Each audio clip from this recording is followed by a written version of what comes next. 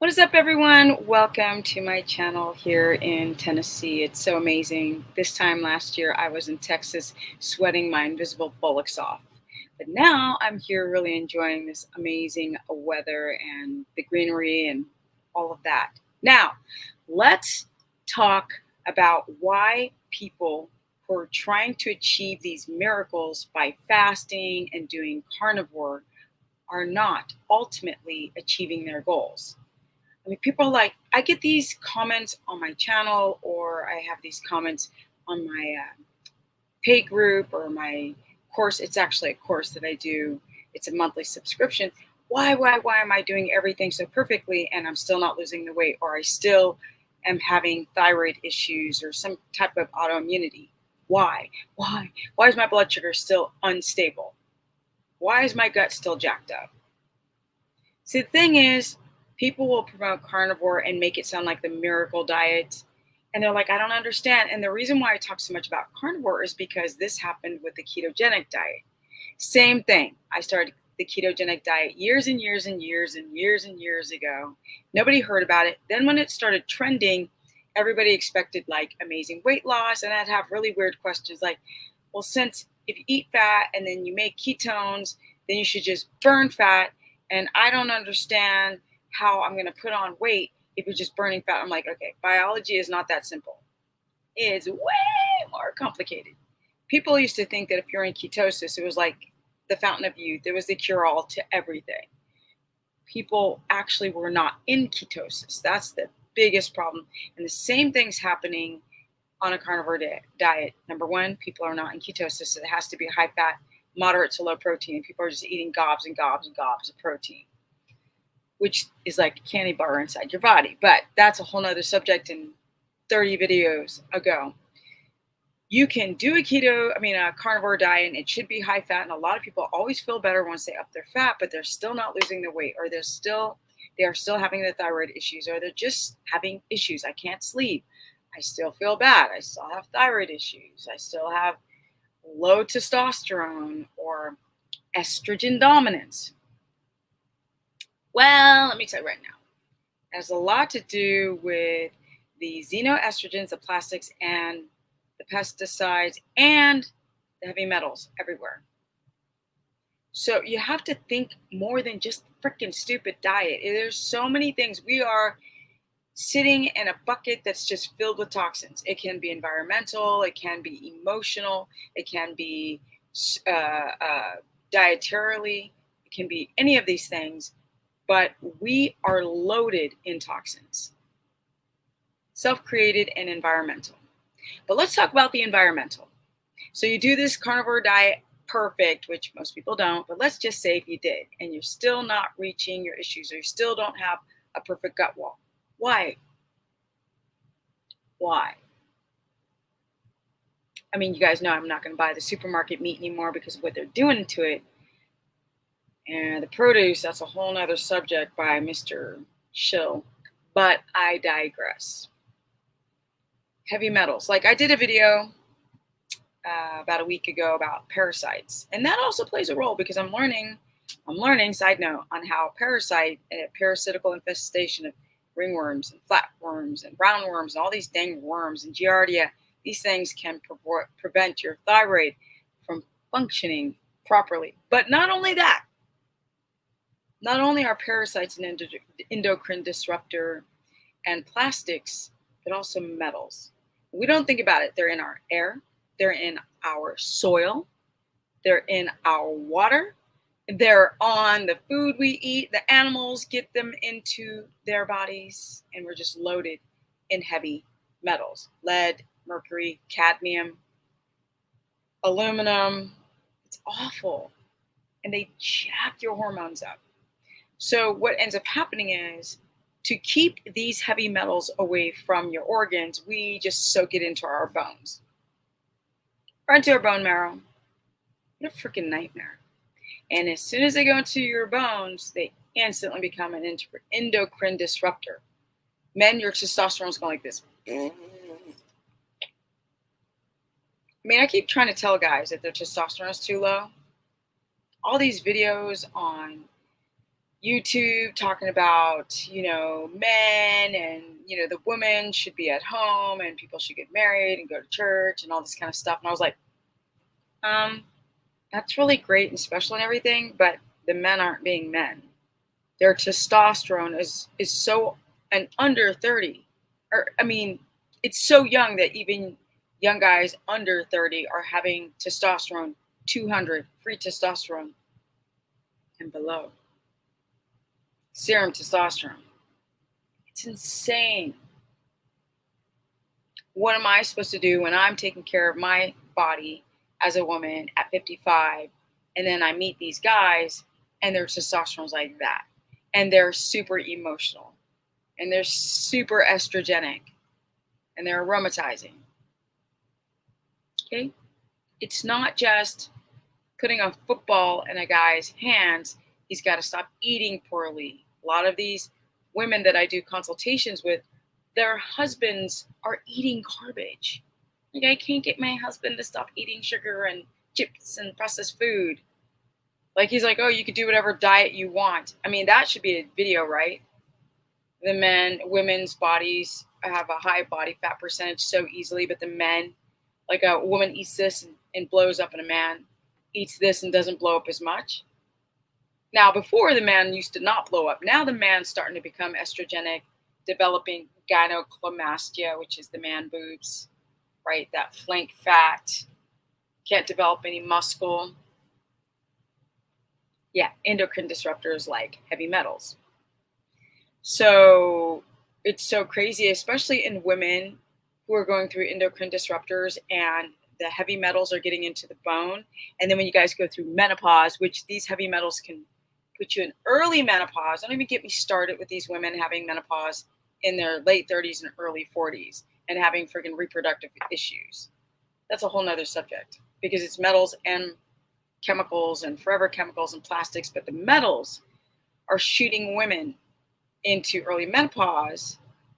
And then when their bones are not getting enough calcium or they're not working out enough, now when their bones are, the bone density, is declining, the body's starting to release all those toxins, and then it's this heavy metal loop of developing autoimmunity. Do you have a thyroid problem because you are exposed to too many heavy metals? It's not just mold, it's not just parasites, it's not just the plastics, it's also what you breathe and what you eat. It's in our soil, metals everywhere. Legit. So I want to look at some of my notes here so I don't forget anything. Yeah, it's everywhere. Heavy metals, plastics, BPA, I think it's BPA, BPS, phthalates. It's a thing. I'm going to pull up this video. It's a great video. I'm just going to play it in the background, but I'm going to read some things about metals and plastics that you guys need to freaking listen to. This is very important. And so why a lot of you guys are trying to do a carnivore diet and you're like, I've been doing it for a year and I'm still overweight. I'm doing it for a year and I still have food sensitivities. It's not just the diet. And sometimes the diets can make it worse. All right, let's talk about it. And I really like this video. I'll link it because this woman's talking about it being an endocrine disruptor for, let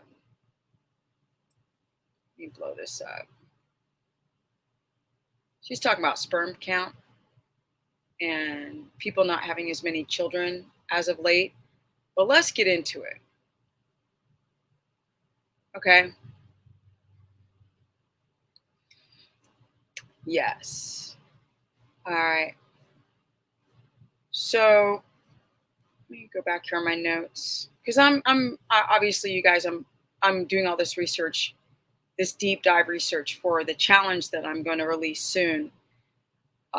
So obviously, heavy metals, like I said, they are endocrine disruptors, and like I said, it is the lead, cadmium, aluminum, and mercury. Like, they can be in your teeth for the amalgam fillings, And people will go to the dentist and then just remove them, and then they're just dumping themselves more with mercury. So you can't just, and they're also in the sea and seafood and fish. You can't just remove them. It's not that simple. But let's get into it. So, oh yeah, I missed the arsenic. So it's lead, mercury, cadmium, arsenic, and aluminum. And they can interfere with the hormone synthesis, secretion, transport, receptor binding, leading to imbalances in the hormonal levels. They can also act as mimicking hormones. Certain heavy metals can have a structural similarity to hormones, allowing them to bind to hormone receptors, mimicking their actions. So basically, what they're saying is that if you have cells and there's a little hand on every cell, and you're supposed to allow your hormones from your testes or your ovaries or your adrenals, your sex hormones to go in these cells, instead, the heavy metals going in and tricking your body thinking it is an estrogen. Okay, this is when the body's hormones start to go.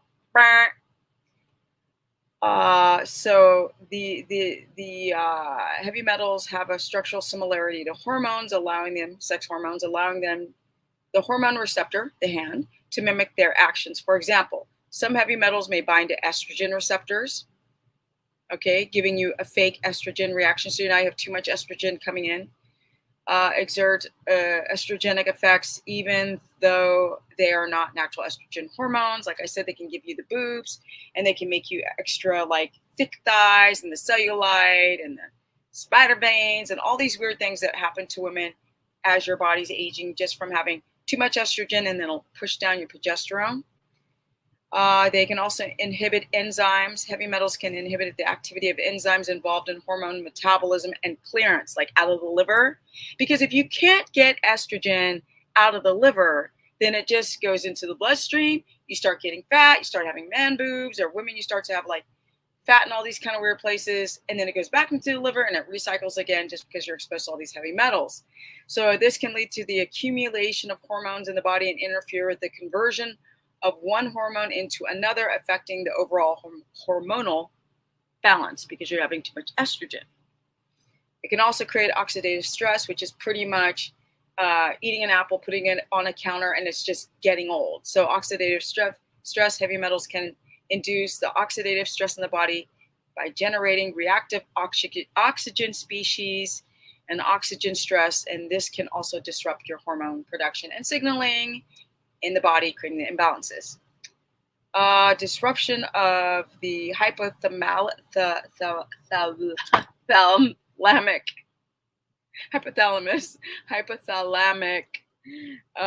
pituitary. So right here in the middle, in the medulla, you have the hypothalamus. Below that's a little pituitary. The axis goes to your adrenals that are in the back and your thyroid, right? So it's involved in the hormonal regulation of your thyroid. These heavy metals can disrupt the axis by affecting the hypothalamus, pituitary gland, leading to the alterations and releases of various hormones, including those regulating growth, reproduction, stress response. So the impact of the thyroid function with some heavy metals, such as mercury, okay, can interfere with the thyroid function by inhibiting the uptake of iodine or disrupting the synthesis and release of thyroid hormones. Do you guys have amalgam fillings? You can do carnivore all day long, but if you don't check to see if you have amalgam fillings or if you're eating a lot of fish from the sea, why is your iodine not being uptake other than just talking about goitrogenic plants? That's not all. Also heavy metals. I'm going to turn off my air conditioning because it is so loud and it's driving me cuckoo.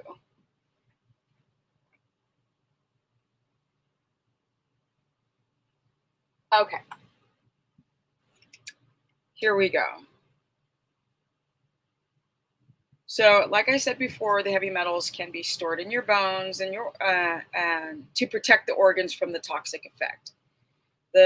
When the heavy metals enter the body, they can be absorbed into the bloodstream and then distributed throughout various tissues, including your organs, like your liver, like I said, your kidneys, and your brain. My people, Alzheimer's. The body's natural defense so this doesn't happen so severely is to put that stuff in your bones. Legit, right? This process is known as bone deposition and bone sequestration. The bone acts as a reservoir or storage compartment where heavy metals are stored and in their mineralized matrix, right? Matrix, primarily composed of calcium, phosphorus, heavy metals such as lead, cadmium, mercury, have the affinity for the bone tissue and can accumulate there over time. So people always think that toxins are also just being stored in the fat cells. That is not true, my people. They're also being stored in your bones. It's crazy. You want to know why people have osteopenia, osteoporosis, and all these bone disease issues as well? Um, See, bone deposition of heavy metals helps to protect the vital organs by reducing their immediate exposure, which I just explained, of acute, like instant toxicity. However, it's important to note that this sequestered heavy metal and pools into the bones can still pose long-term health issues even though your body's putting it in the bones. Over time and under certain conditions, such as bone remodeling or periods of increased demands for calcium, heavy metals stored in the bones can be released back into the bloodstream, potentially leading to chronic toxicity, adverse health effects like autoimmunity. Like you guys have fibromyalgia, you're having polycystic ovarian syndrome, you're having thyroid issues, you're having all these imbalances, and we need to look under the mat, under like the carpet to see any dust of any problems other than just trying to do a carnivore diet, because carnivore diet is not going to fix you alone. The keto diet is not going to fix you alone. It's beyond just diabetes, my people.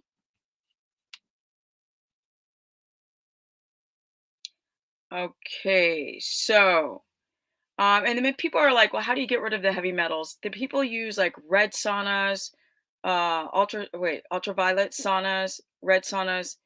Uh, they use uh,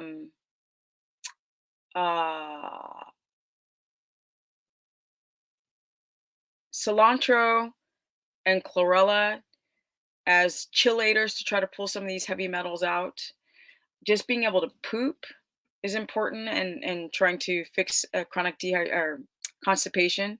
So we got to be careful when you're doing anything low carb and you become chronically constipated, because these things get stuck in your organs like your kidneys and your liver to keep being recycled into the body. So let's talk about these plastics, right? They're in plastic bottles. Let me blow this up before I go into the plastic part. Okay, my people. So this woman's going over plastic bottles. So we got to think about BPA and, like I said, BPS. This is bisphenol A. That's the BPA. And the thing that's really, really crazy, that she's talking right there in that video. She's talking about that the soft one over to the left, this is a phthalate, and the one to the right is a BPA. And the harder plastics really jack up men because of the estrogenic effect, and then the soft ones are jacking up women, especially even before you even have a child. If you've got an overload of the plastics in you, then it can affect the way um, uh, children and the offspring, like males, and their fertility will be affected the rest of their lives. They're saying if you get these plastics, she's talking about in this video, that if you get rid of the plastics, it'll take about 3 months for you to recover. But if your parents are freaking sucking down the BPAs and the plastics and the metals, you fracked up, because so many, it's like over 60% of men have issues with too much estrogen in their body circulating because of exposure to plastics, heavy metals, and xenoestrogens from anything that's a xenoestrogen. Like women, it's in your makeup products, or it's in like colognes. It's everywhere. There's stuff that jacks up your hormones. But yeah, this stuff. Oh, and pesticides, of course. They lower your sperm count. Yeah, it's a problem. You can recover from that, but if your child is being exposed, and it's not just the mom, it's the quality of the father's sperm, and it's the mom as you grow in utero, in her belly, it's also being exposed to these things even before she gets pregnant, while pregnant, and it affects young boys forever. It's a big chance that it affects the kids forever if you can't get out some of these toxicities. Yeah, it's hard for babies to recover from the chemical exposure. It's very, very difficult. So you gotta air, water, food, plastic, this, that. It's freaking everywhere, my people. Cleaning Mhm. products. Sorry about that. Cleaning products, makeup, freaking pesticides if you're not eating non-organic plants. Um, Mm. yeah, it's everywhere. Now, let me go more into this as this video plays. Okay, so bisphenol, which is the BPA. So you guys, oh, I got a water bottle that's BPA. But what they don't tell you is that that plastic, if it's not like made out of stainless steel or glass, then they might use BPS and they'll be like, oh, it's BPA free, but it really still has this estrogenic chemical in it. Okay, used in production of certain plastics and can in the linings of things like cans. It's known as an endocrine disruptor, as you guys know. It messes with your hormones. It mimics, it pretends that it's an estrogen in the body, and this leads to hormonal imbalances, which I've already been discussing. The phthalates, these are a group of chemicals. So one, the soft one, I believe, was the phthalate, and the hard plastic, soft plastic phthalate, hard plastic BPA. These are a group of chemicals used in many products, such as plastic personal care products, like I just mentioned, the household items, makeup, bottles. They're known to interfere with the hormone signaling, particularly affecting the testosterone levels in men. Phthalates have been linked to adverse reproductive disorders and metabolic. I got to make sure that it's hard. I mean, I think the soft was a phthalate and the hard was a BPA. Let me see. Yeah, so that's gnarly, phthalates. So, particular affecting testosterone levels, phthalates have been linked to adverse reproductive outcomes and developments and disorders and metabolic disturbances. Why you guys can't lose weight, you know. Again, I mentioned before pesticides. Pesticides are massive because they're trying to make sure that the insects don't reproduce. So that affects insects and it affects us, the people who are eating these plants. Okay, pesticides can, such as organ, was it chlorines, DDT, organic phosphates, and glyphosate, Roundup, found in herbicides like Roundup, can disrupt hormonal signaling. They can interfere with estrogen, androgen, thyroid hormone. Thyroid. Listen, people. And sometimes Roundup just flies over to the organic uh, farms or and begins to get on these types of plants as well. So think about all these people with thyroid issues. So it messes with the thyroid hormonal pathways and obviously the reproductive issues. Okay, so polychlorinated bisphenols, that's the BC. Oh, this is another one. So there's BPA, BPS, and the PCBs. These are industrial chemicals that were widely used in electrical equipment, um, hydraulic fluids, other products before they were banned. They persist in the environment these days and can accumulate into the food chain. PCBs can interfere with the hormone receptors signaling and disrupt normal hormonal function, potentially affecting reproductive system, immune system, and neurodevelopment. Why are so many people having Alzheimer's? So they're also in flame retardants, chemicals such as polybrominated, is it diphenyl ethers? These are commonly used in furniture, electronics, and textiles. They can act as endocrine disruptors and interfere with the thyroid, estrogen, androgen, and other, so estrogen women, men, and androgen, and other hormonal pathways.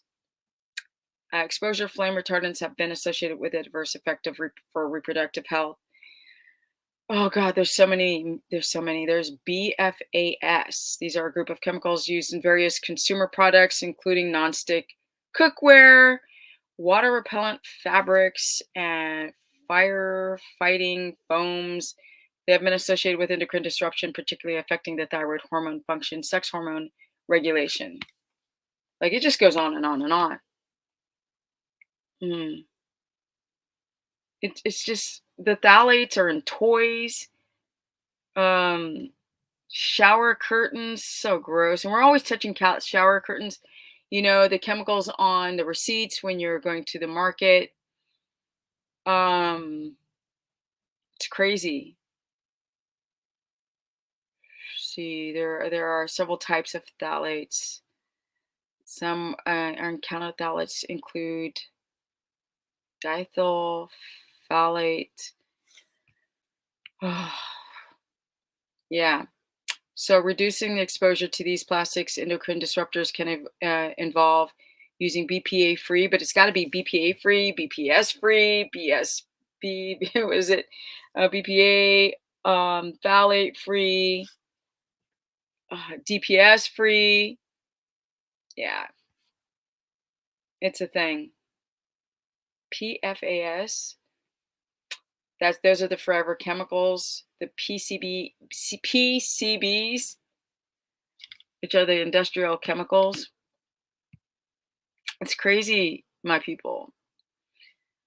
So I love playing this video while I'm going on and on and on about this stuff because I'm probably sure because recently when I start doing the deep dive about parasites or about plastics or about pesticides, and you have to on YouTube monetize your videos. So there's advertisement that plays on it, even if you don't want to. If you don't play advertisement like I didn't for years, you get buried. Your content, nobody can find you.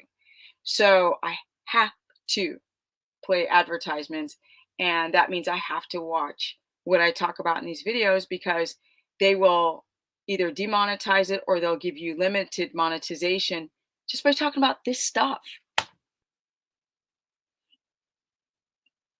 But she's going into the amount of people on the planet over time and what's going on because of fertility issues. And that's why I wanted to say that just doing a carnivore diet alone, there's so many moving parts. You have to keep your blood sugar stable. You can't overeat protein. You have to eat enough fat. You have to consider leaky gut. You have to consider histamine. You have to consider not going down the cortisol pathway by minding your stress because that can make your blood sugar spike. Keeping yourself in a homeostatic balance, getting some grounding and putting your feet in the soil. You've got to consider the circadian rhythm and working out and breathing properly and detoxing and make sure your liver works properly. And, like I said, this whole thing about estrogen dominance, so many people have gallbladder issues because estrogen dominance in the liver. When you have too much estrogen in the liver, can bog down the whole biliary duct system. That means your liver, your kidneys, your gallbladder. So many people with gallbladder issues, and your pancreas. I mean, no wonder so many people have type 1 diabetes. Like, we're just so toxic. So I moved to Tennessee and now I'm just drinking water from my well, worth every penny that it costs for me to have a well installed. Also, a filtration system, a really good filtration system. I want to reduce the use of all the plastics. I mean, everything's made out of plastic. I mean, everything. I mean, I'm looking all around my camper. Yes, I live in a camper for now. There's plastics everywhere. I want to reduce the chemical exposure to things. So, back in the day when I look at the Amish, sometimes I don't like get jealous, but I'm so enamored and I'm so attracted to their lifestyle because I keep thinking, what if there was a EM, you know, I'll call it an EM Peter pulse. Um, for those who know, I'm trying to like stay away from the actual words. What if that happened? What if we had no electricity? Like, what would you do? I'm like, well, I have a horse. Should I teach Thunder how to pull a wagon?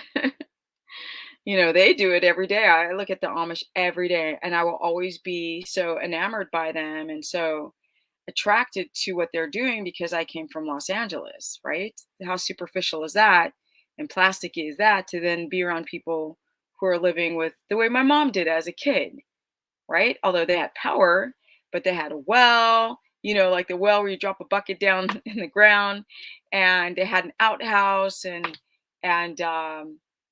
yeah. My mom lived a very, very simple life, and I can see how the modernization of man has completely destroyed her, right? She had a glioblastoma and, you know, a stage 4 terminal cancer that she beat by doing a low carb diet originally. But I mean, if that didn't get her, then the box of cookies might probably. But she's 80 now. She's 80. She was diagnosed with a glio when she was 64. So, you know. Well, guys, I hope this helps. Please do not just do a carnivore diet because you think you're going to lose weight or going to fix your gut or your mast cell activation or your beriberi or your thiamine deficiency. It's way more than taking B1. You can't just take a supplement and then expect your body to detox. There are many ways to detox: sweat, pooping, breathing, and trying to get it out through chelation therapies and the red light therapy. All of these things are important to consider. I think that is it. If you guys want to learn more, go to stephanieperson.com. If you need to book a consultation with me, because I've just worked with thousands and thousands of people over the years. This isn't my first rodeos, forgive the pun, but a lot of people who do coaching just came around the last couple years, and I really don't understand how they can, because it takes years and years and years to understand people on a low carb diet. It just does. It just does. And now I'm going way beyond like protein macros and electrolytes. We're going all the way down to the heavy metal toxins, why people don't do well on some of these diets. They don't realize they have to do some chelation therapies, and a lot of people are constipated and they don't know why, right? Stuck ileocecal valve, a dysbiotic gut. If you can't poop, how are you going to get out these heavy metals beyond breath and sweating? Or your body wanting to get rid of them, because your body doesn't want to be toxic. That's why hunter gatherers, you can't fast like they did, because it's feast or famine. We're fasting, we're forcing fasting and expecting again these miracles, and not considering the toxic load or the exposure to chemicals or the type of modern day stresses putting us in the fight or flight system all the time, or fight or flight mode. And fasting is not going to fix it. The keto diet alone is not going to fix it, with the cancer, and it'll help, but it's not going to fix it. You have to fix it. And then there's the power of the mind, but that's for more. If you guys want to learn more, go to stephanieperson.com, or you can go to my Instagram, which is Stephanie Ketogenic. You can also go to my Facebook fan page, which is Stephanie the Business Person. I will soon be getting my course. I run a $15 a month subscription-based course onto my website. I'm working on it right now. So I have so many things that I'm working on. I got a stack of papers. Legit, you guys don't even know. Like, it's a stack of papers that I'm working on all by my lonesome, to do everything, plus taking care of big, huge animals, equine animals, and getting ready for house build. So it's a little much. I'm trying to balance it all. I'm trying to hurry as fast as I can to get this challenge done. But when it's done, it's going to be amazing. Energy at 55, going on 56. Got the energy. 15, 16 years now and counting, and more is going to come. Been in ketosis the whole time. It's been amazing. You guys can look back to my old video catalog and see that I looked way more cortisol stressed and dehydrated before than I do now. And I'm a lot older. Life is pretty friggin' interesting, and I'm out. Peace. Energy.